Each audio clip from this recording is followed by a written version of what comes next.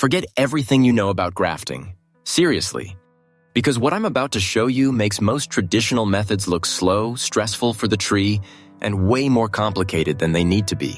The idea that you need perfect angles, textbook cuts, or some complicated diagram to create a new tree. Not true, not even close. And I didn't learn this from a book or a gardening course. I discovered it by accident. One cut, one movement, and a branch started growing as if it had been part of the tree since the beginning. The first time it happened, I wasn't even trying to graft anything.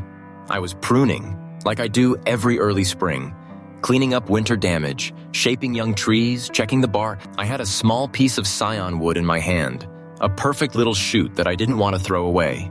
And as I was dealing with one of the side branches, my knife slipped just a little. Not enough to hurt the tree, but enough to lift the bark on the side. Just a thin flap.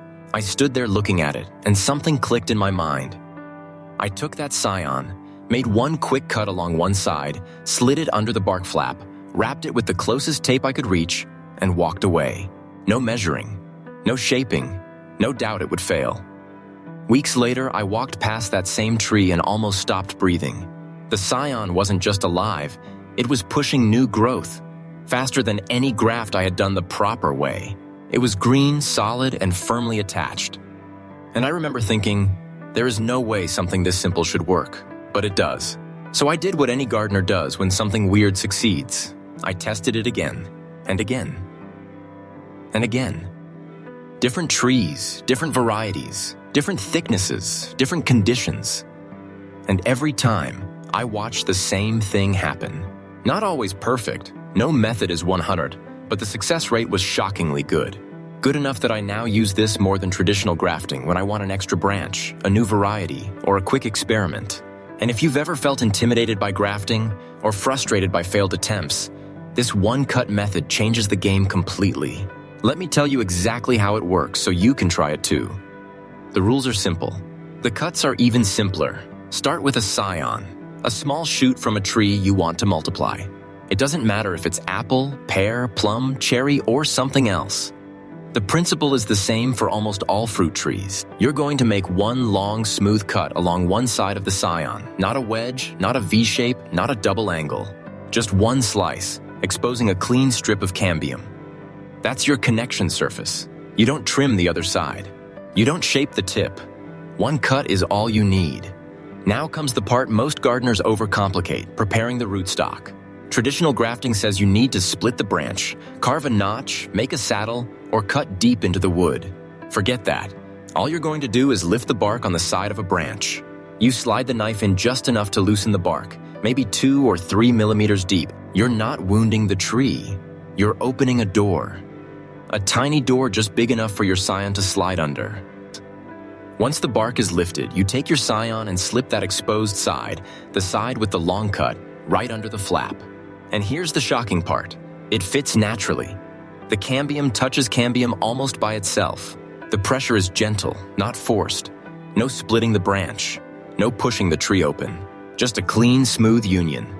When you wrap it, and yes, you need to wrap it, use anything that keeps moisture in and air out. Tape, film, a strip of parafilm, whatever you have. You're not trying to squeeze it tight. You're just stabilizing the scion so the tree doesn't push it out as it heals. The tree handles the rest. Trees know how to close wounds. They know how to fuse tissues. All you're doing is putting 2 compatible surfaces in contact and letting nature handle the engineering. In about a week or 2, you'll see the first signs. The scion stays green. The bud swells, maybe a leaf pushes out, and that's when you know it's working. But the true magic appears after a month. The bark thickens around the union. The scion becomes firm. It no longer wiggles when touched. It becomes part of the branch, just like any other shoot. What shocked me most was how little it stresses the tree.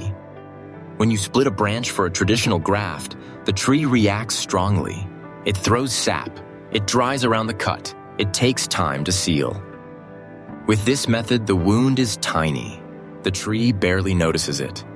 And for older trees, or for trees that don't like aggressive cuts, this method is a lifesaver. Another thing I didn't expect, how well this works even on thin branches. Normally, you need a thicker rootstock for good cambium contact.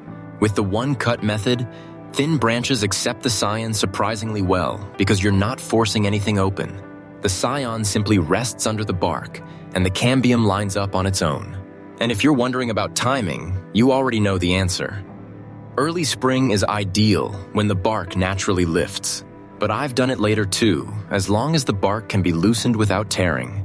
As long as there's some sap movement, the method works. You don't need precision. You don't need fancy diagrams. You don't need 5 years of practice. You just need that one smooth cut on the scion, one tiny bark flap, and a wrap. That's it. And yes, if you're thinking this sounds too easy, that's exactly how I felt the first dozen times I tried it. But every time I saw a new shoot growing from a tree that should have rejected the graft, I realized something important. Grafting doesn't need to be intimidating. It doesn't need to be complicated. It needs good cambium contact. Everything else is optional. If you've ever been afraid to try grafting, this method is your entry point. If you're experienced and want a quick way to add varieties or experiment without damaging your trees, this method gives you speed and flexibility. And if you're like me, always testing, always playing with new ideas, this technique opens a lot of doors. Give it a try this season. One cut, one flap, one new tree growing from a branch you already have. And when it works, and it probably will, you'll understand why this method feels almost unfair.